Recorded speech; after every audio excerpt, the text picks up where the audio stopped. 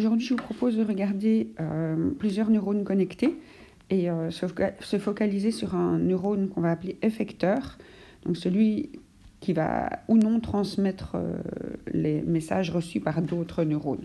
Alors dans le cerveau, c'est beaucoup plus complexe que ça, c'est des 10 000 connexions et on a vraiment simplifié les choses.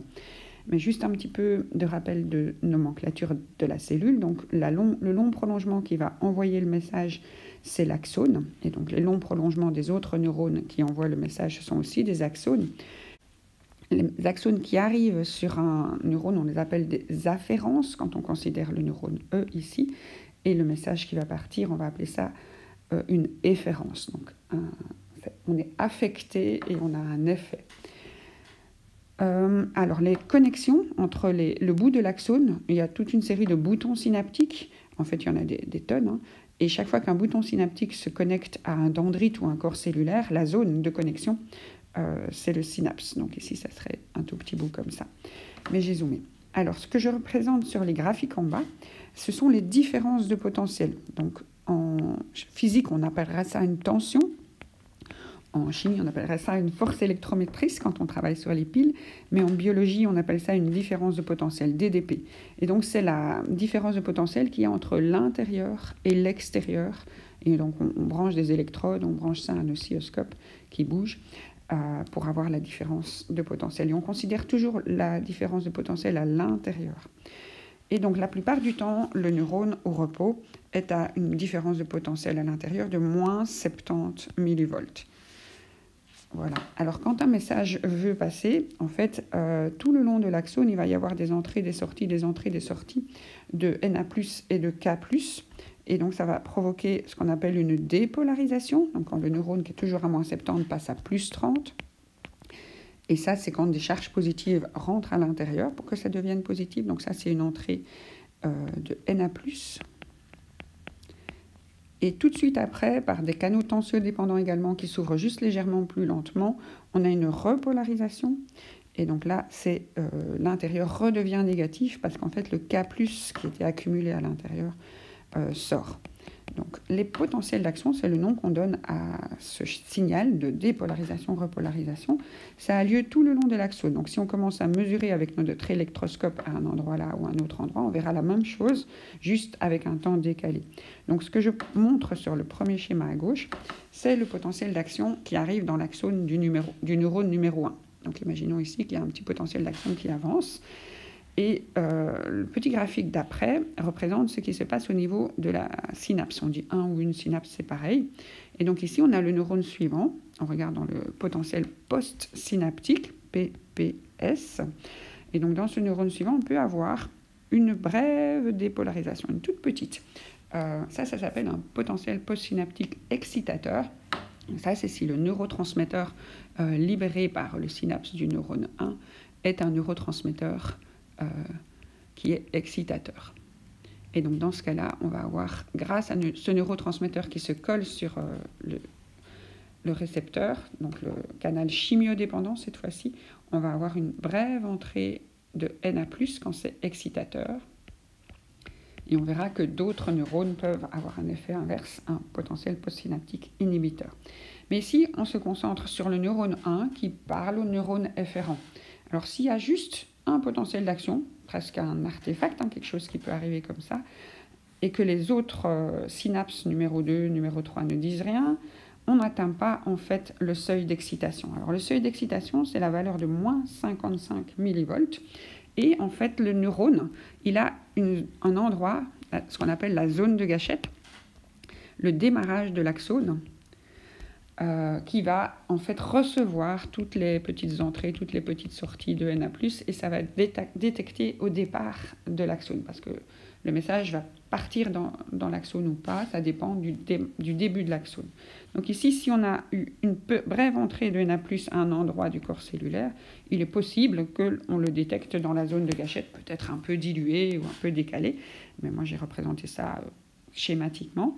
Et dans ce cas-là, il ne se passe rien dans l'axone du neurone efférent. Donc là, on n'a rien. Pourquoi ? Parce que ça ne servirait à rien d'avoir une connexion et un neurone suivant si le message ne faisait qu'être répété. Donc le fait de passer par un neurone différent, c'est que le message est analysé. Est-il suffisamment important pour que cela continue? Donc un seul neurone n'envoie jamais un seul message. Il y a toujours une sorte de moyenne à faire. Alors imaginons un cas légèrement différent, toujours à partir du neurone 1. Cette fois-ci, il n'y a pas un seul potentiel d'action, il y a plusieurs potentiels d'action qui se suivent. On appelle ça un train de potentiel, donc comme des trains avec des wagons. Alors l'écart entre deux dépolarisations, repolarisations, c'est quelques millisecondes, hein, ça va très très très vite. Il y a ce qu'on appelle une phase de restauration, mais ça peut comme ça se suivre à la suite. Alors tous les potentiels sont toujours de la même dimension. La seule chose qui peut changer pour les importances de messages, ça va être la fréquence, le nombre de messages. Alors imaginons que le neurone 1 s'excite un petit peu plus et envoie plusieurs messages sur le neurone efférent. Dans ce cas-là, à la synapse 1, on va avoir une excitation et une autre, et elles vont quelque part ne pas avoir le temps de redescendre, comme on a eu la première fois, donc elles vont s'additionner. Donc au niveau de la zone de gâchette, ici à la sortie du corps cellulaire, on aura bien ce qu'il faut pour atteindre le seuil d'excitation. Dès que le seuil d'excitation est atteint, cela déclenche l'ouverture des canaux tensiodépendants à Na+, et à K+. Donc on a des dépolarisations, repolarisations qui démarrent à la zone de gâchette qui vont avancer tout le long de l'axone.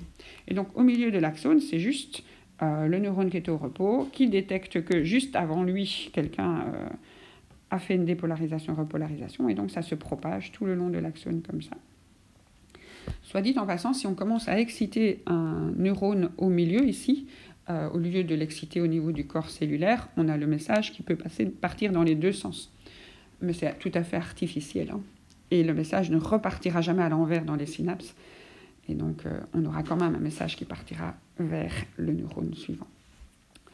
Le nom qu'on donne à ce phénomène, le fait qu'il faut plusieurs potentiels d'action qui arrivent sur un neurone pour que le message passe au suivant, ça s'appelle la sommation. Donc on fait la somme. Donc ça, c'est une sommation quand il y a plusieurs messages qui arrivent. Et quand c'est plusieurs messages au même endroit, et juste qui se suivent dans le temps, on appelle ça une sommation temporelle. Alors il y a une autre façon d'additionner des messages, ça va être une sommation spatiale.